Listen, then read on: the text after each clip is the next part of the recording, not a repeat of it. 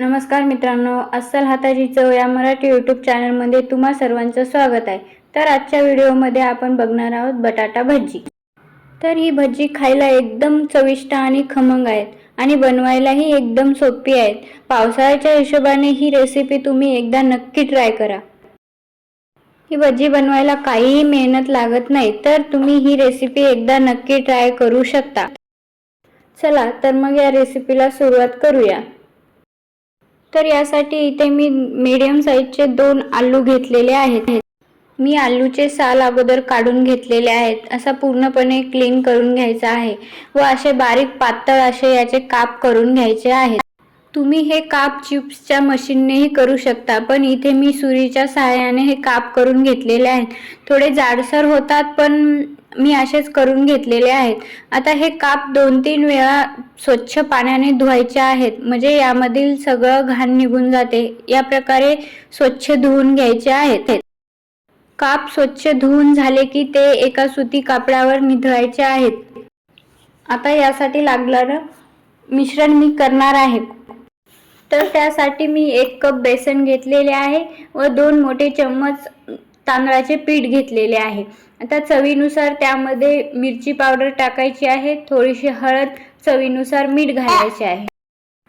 1 चम्मच ओवा घालायचा आहे व बारीक चिरलेली कोथिंबीर घालायची आहे आणि हे मिश्रण एकजीव करायचं आहे। जास्त पातळही नको आणि जास्त घट्टसरही नको, असे हे मिश्रण तयार करायचे आहे।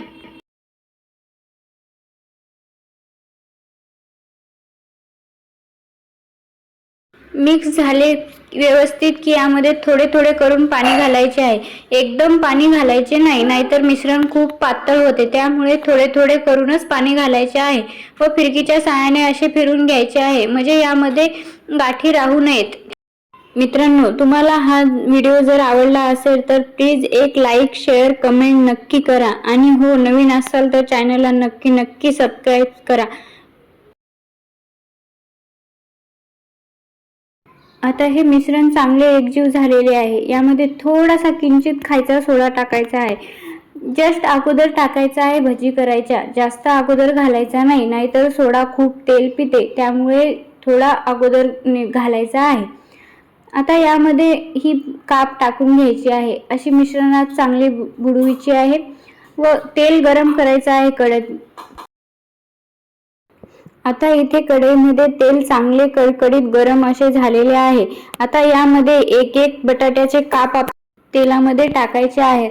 बघू शकता हे काप टाकले की एकदम फुगायला लागलेले आहेत। मित्रांनो, तेल जर चांगलं कडकडीत तापलेलं असेल तर भजी एकदम फुगतात, त्यामुळे तेल चांगलं कडकडीत गरम होऊ द्यायचं आहे।